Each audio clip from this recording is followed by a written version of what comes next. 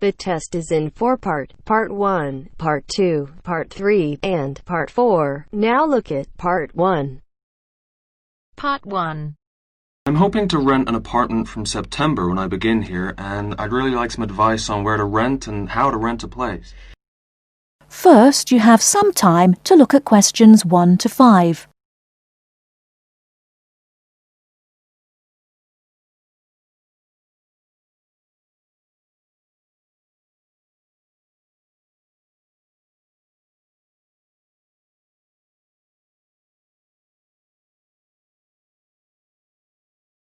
Now we shall begin. You should answer the questions as you listen, because you will not hear the recording a second time. Listen carefully and answer questions 1 to 5. Hi.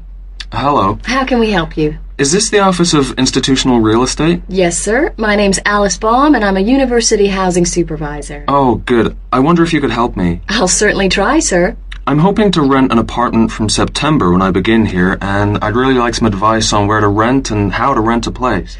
Advice on renting in Manhattan. We've got plenty of advice about that. The first thing to think about are the prices. New York is an expensive place to live, and Manhattan is the most expensive place in New York. Everyone wants to be here. In most areas of Manhattan, you'll have great difficulty finding a studio apartment for less than $1,300 to $1,400 per month. But there are areas just outside Manhattan, within a 30 to 40-minute commute, where you can find a decent studio apartment to rent for $850 to $1,000 per month. That's a big difference. But then there are travel costs on top of that. Yes, there are. If you're prepared to make compromises in your choice of accommodation, perhaps you can find an apartment you like and can afford. Monthly rents also depend on 2 other factors: apartment size and then amenities. Can you tell me a bit more about that? Basically, bigger flats get higher rents, so if you can live without a lot of space, it's much cheaper. And if you're willing to take a flat which has street noise or doesn't have much natural light, then you may save some more money. I see. However, you could go the other way and get a bigger flat and share it with another student. You can cut costs by sharing a large bedroom. To find a roommate, check the listings for apartment shares in the housing registry. Share a flat. I hadn't given that idea much thought. Lots of our students do that. What about amenities? Can you explain that a bit more? You need to decide what facilities you really would like and what you can do without. For example, do you want a doorman? Would you like an elevator? These kinds of things put the prices up. I don't think I need a doorman. Is there anything else I should know? Yes, remember, the housing market is very competitive, especially for affordable apartments. You need to be prepared to make decisions quickly and be flexible with your plans. Don't start your search earlier than 4 weeks before you want to move in, because tenants only need to give landlords 30 days notice of their departure. Okay. Before you hear the rest of the conversation, you have some time to look at questions 6 to 10.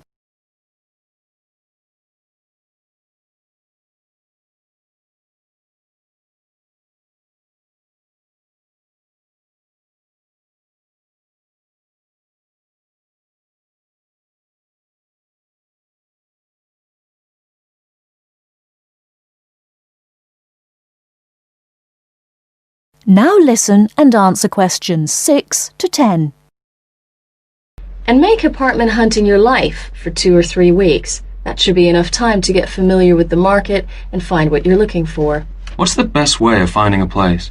There are really only 2 ways. You do it yourself, or you get someone else to do it for you. That sounds interesting. How do I do that? There are property brokers who will find a place for you. They can guide you to the property of your choice and help you with the paperwork. Well, that sounds great. But they do charge you a commission fee. In Manhattan, expect to pay between 12 and 15% of the year's rent. That means if your rent is $1,000 a month, the broker's fee works out to $1,800. Oh, maybe not a broker then. And what's the other option again? Do the legwork yourself. Look in the classified ads, call landlord companies, and do online searches. Check out our website first. You mentioned paperwork. Could you tell me something about that? Sure. To rent an apartment, you may be asked to complete an application by your prospective landlord. You may also be asked to pay between $50 and $200 for credit reports. Landlords want to see evidence of steady income and good credit. I see. Because you're a full-time student, most landlords will require a guarantor, someone to guarantee you will pay the rent on time. And when the landlord approves your apartment application, be prepared to pay the first month's rent and the deposit when you sign the lease. That's a lot to think about, and it sounds like a lot of hard work. Thank you very much for the advice. You're very welcome, and good luck. That is the end of part 1. You now have half a minute to check your answers.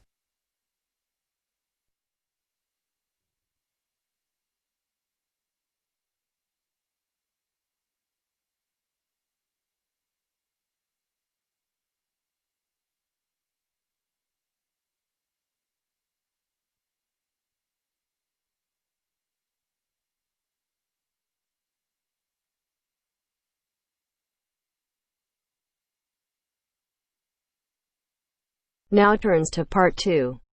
Part 2. First, you have some time to look at questions 11 to 16.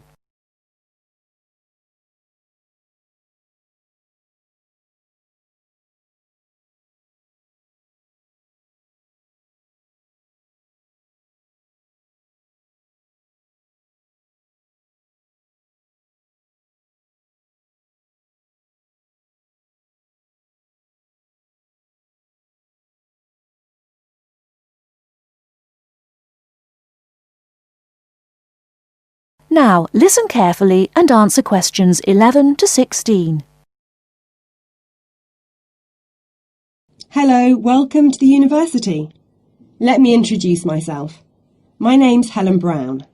I'm the International Office Administrator and I'm responsible for looking after students here on scholarships, in particular Chevening scholars. Perhaps you could introduce yourselves to me. Hi, I'm Ansgar from Grasse in southern Austria. And my name is Magali. I'm from a town near Montpellier, France. It's a pleasure to meet you. Pleased to meet you too. Nice to meet you. So, let's get started. I'm going to tell you about the schedule for today.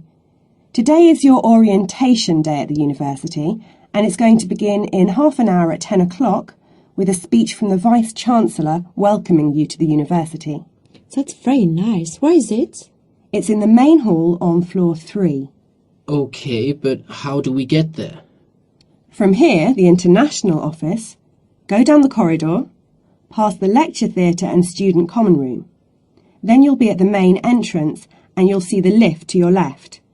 Take the lift to floor 3 and the main hall entrance is after the buffet. Okay, floor 3 after the buffet. I can always find my way to food. So we'll be able to find the main hall, no problem. So after the Vice-Chancellor greets the new students, then 30 minutes later, the Mayor will welcome you to the city. Together it should be about an hour, so it's not too much of a drag. And what happens then? After that, you'll have a meeting with a representative of the British Council, and she will brief you on life in Britain and what your sponsor expects, and of course doesn't expect from you. It will be nice to meet them. Is that in the main hall too? No, but it is on floor 3 again. With your back to the main hall, go down the corridor past the labs. Sorry? The laboratories, on your right, and the computer cluster rooms on your left, and at the end of the corridor are seminar rooms 1 and 2. Your meeting is in seminar room 2. Did you mention what time that is? No, I didn't. It's at 11:15 and it should last about half an hour. You'll meet her a number of times during your studies, so it's important to go to that meeting. Okay, I'll make sure Magali is on time. Ansgar, I'm always on time. Very well. Now for the final part of the morning and lunch, you'll be with your department. We're both doing biomedicine. Oh, that's interesting. But we're not sure how to get to our department. Well, you don't need to go very far from seminar room 2. The laboratories and seminar rooms all belong to your department. So basically, you need to turn left out of seminar room 2 and go past the next 2 teaching rooms. Your departmental office is on the left.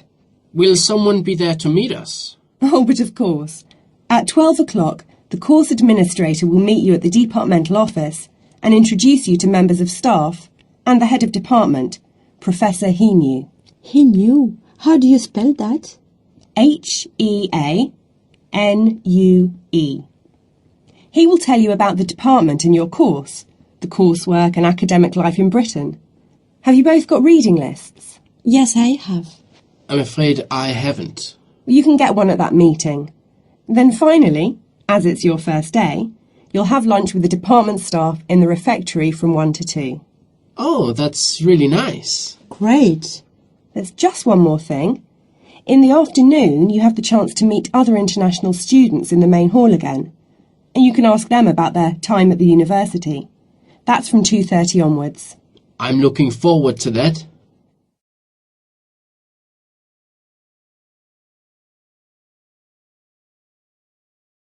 Before you hear the rest of the talk, you have some time to look at questions 17 to 20.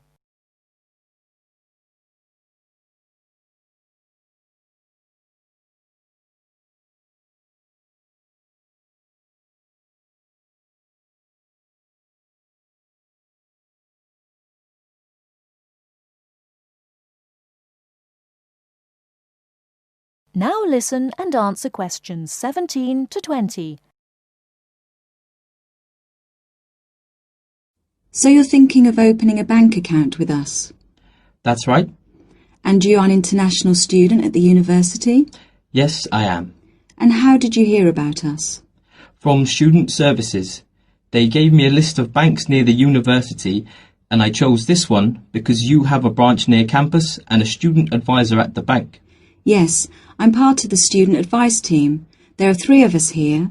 Right, now I'll go over the services we offer to international students, and then we can go through a few details before we set up your account. Okay. We can offer you a current or cheque account and a savings account. Do you pay interest on the current account? We do, but not very much, about 1.5%. You get a much better interest rate on the savings account, around 4%. We also give you a free overdraft facility. I'm sorry? If you run out of money, we allow you to spend more money than you have in your account.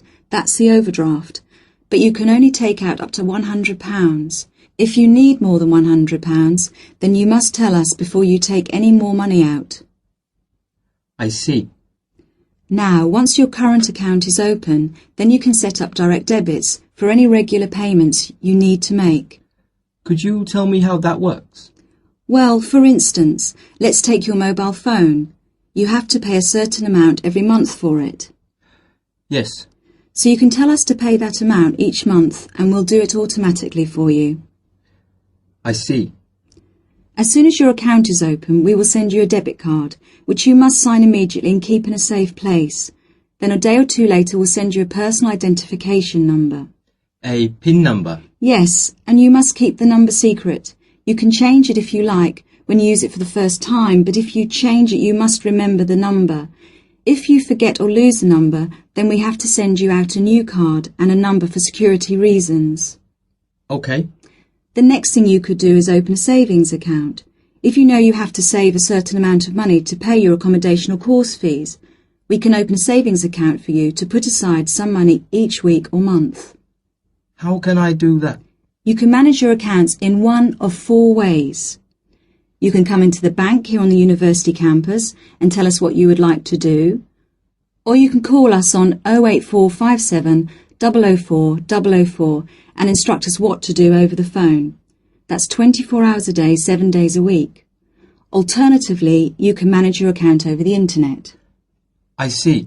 You have to go online and register at our website at www.hsbc.co.uk/online-banking before you can use the service. Finally, if you have a digital TV, you can use TV banking by pressing interactive on your digital TV remote control. Oh, really? I don't have a digital TV, unfortunately, but I can do the first 3 things. Now, do you have any insurance? What's that? For example, if you lose something or one of your possessions is stolen, we will cover the cost of it. How much does that cost? It's £24 a year, so it really is worth thinking about. I don't need to think about that. I'll take out insurance. I'll arrange that for you as soon as your account is open. Now, would you like to go ahead and open an account with us? That is the end of part 2. You now have half a minute to check your answers.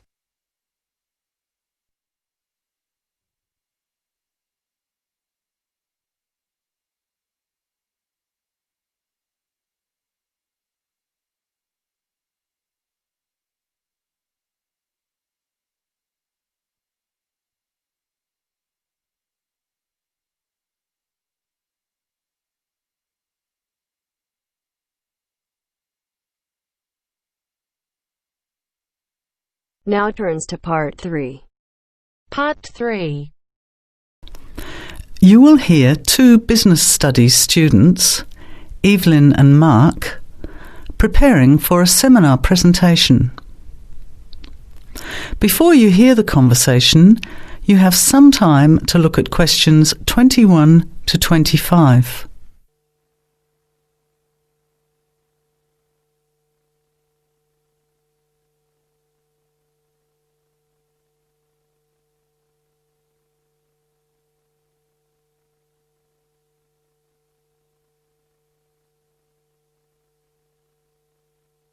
Well, I think the marketing of food would be a good topic.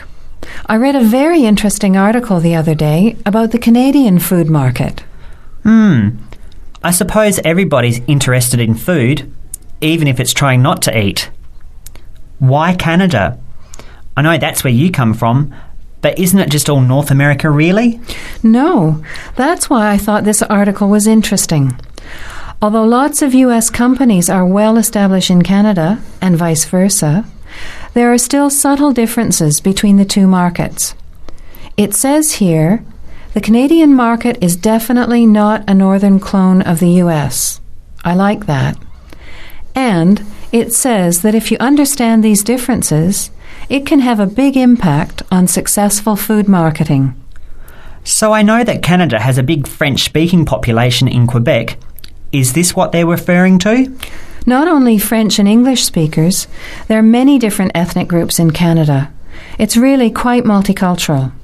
For example, Toronto has large Asian and Italian populations, and Vancouver's got a large Asian population too.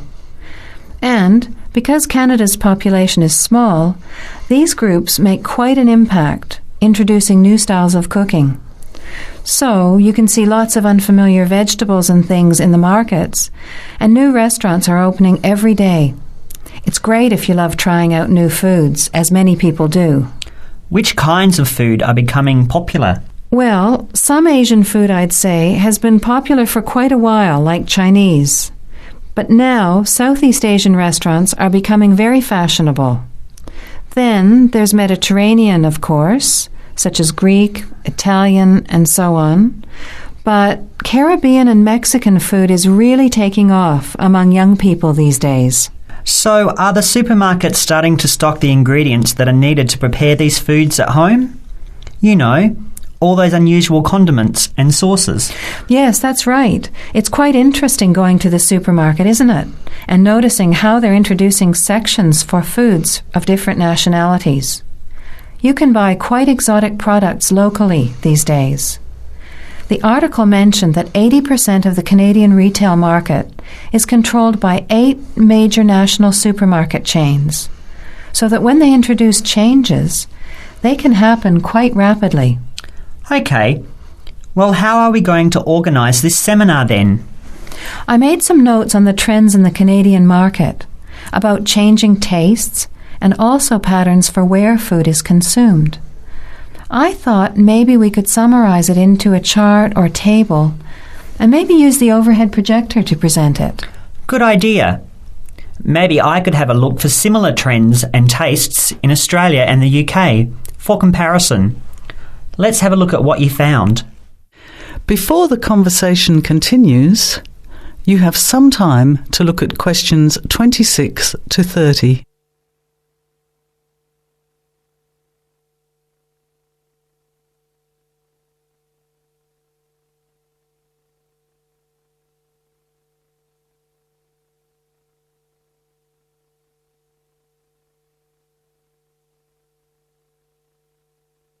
Now, as the conversation continues, answer questions 26 to 30. The most significant trend, it seemed to me, was that Canadians are definitely interested in healthy food.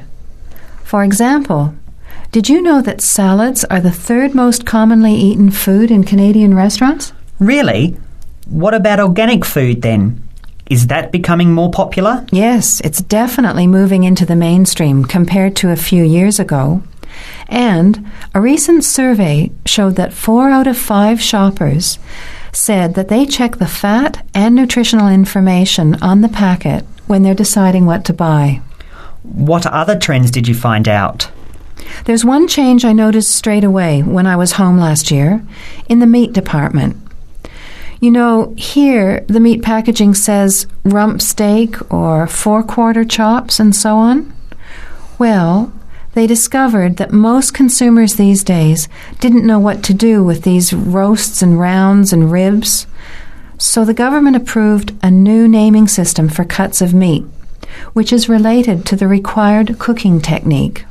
What a good idea. I've never really understood the difference between sirloin, rump, round and all those names. So how many new categories are there? 8. There are 3 kinds of steak, for grilling, for marinating and for simmering.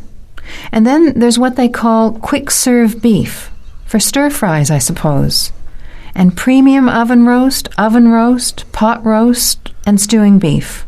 It's a great idea, isn't it? I hope it catches on here. I agree.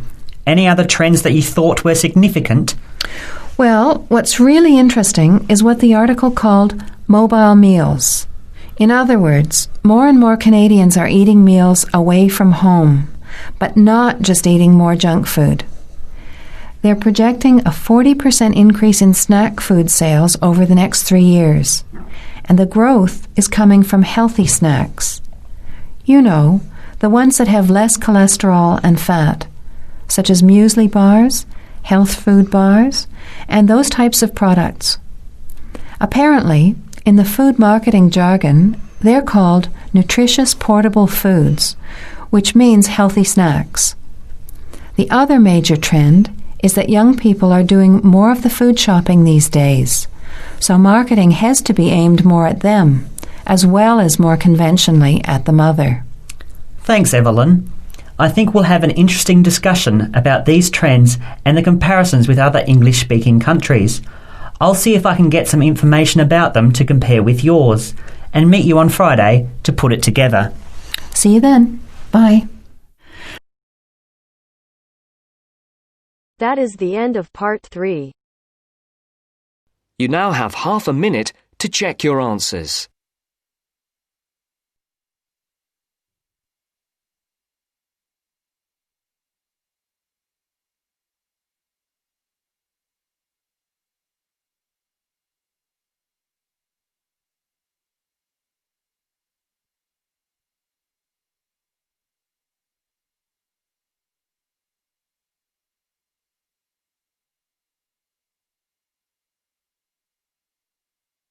Now turns to part 4.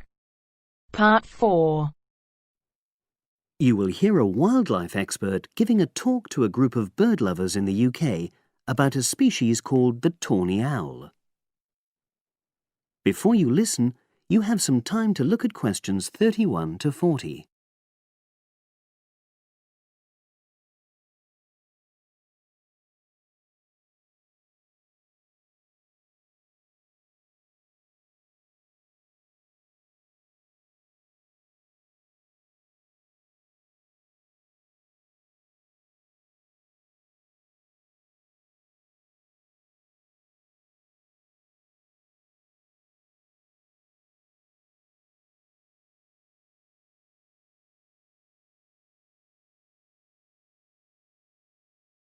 Now listen and answer questions 31 to 40. Good evening, everyone. You're all likely to be familiar with pictures of the tawny owl. Because of all the owl species in the UK, it's actually the most common one. But the chances are that you're more likely to have heard one than actually seen one, as it's also strongly nocturnal. This means that it normally ventures out at night. So, what kind of habitat does the tawny owl prefer? Well, a survey carried out in the 1980s confirmed that this owl is most likely to be found in woodland. If you look at a map of tawny owl distribution across Britain, you'll only see gaps in the treeless marshy areas of eastern England and in some of the more upland parts of northwest Scotland. However, you can sometimes find populations of tawny owls in urban areas too, either in parks or in large gardens. The tawny owl shows some obvious adaptations to its natural habitat. For example, both its wings and its tail are short, which helps it to maneuver through the trees.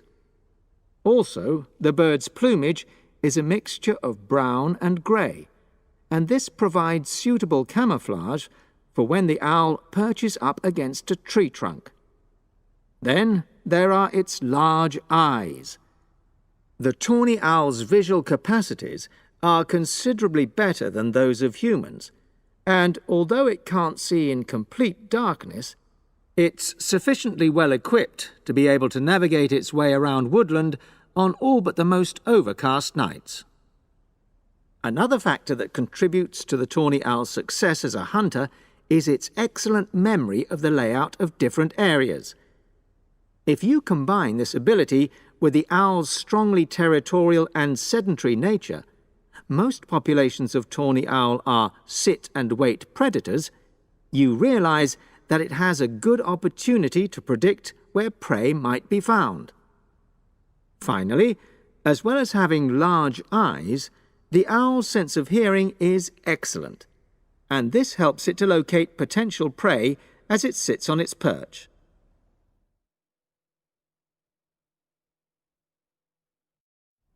Turning now to the tawny owl's diet. Woodland tawny owls feed mainly on mammals, especially small ones, such as wood mice and bank voles. But they'll also take things like frogs or bats, or even fish, if they happen to be available. In urbanized landscapes, the owls seem to prey more on birds. So there are some differences there. Let's just look briefly now at survival rates in the tawny owl. Young tawny owls face a difficult time once they leave home, and 2 out of every 3 are likely to die within their first year. So, with such high mortality levels, it's a good job that established breeding pairs can produce young over a number of seasons and maximize their chances of passing their genes on to the next generation of owls. I've already mentioned the sedentary nature of the tawny owl, but it's not just adult tawny owls that are sedentary in their habits. Young birds, dispersing away from where they were born, rarely move far. The average distance is just 4 kilometres. There also appears to be some reluctance to cross large bodies of water. The owl is absent from many of the islands around our shores, with only occasional sightings in Ireland and the Isle of Wight off the south coast of England. Right, well, now I'll show you some photographs that have been taken in one or two of the...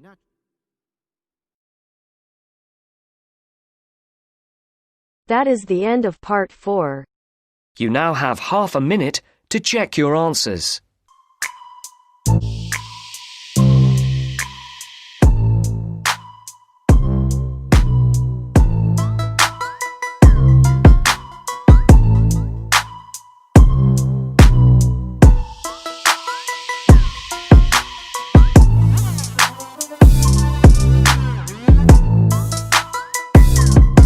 That is the end of the test. You now have 10 minutes to transfer your answers to your IELTS listening answer sheet.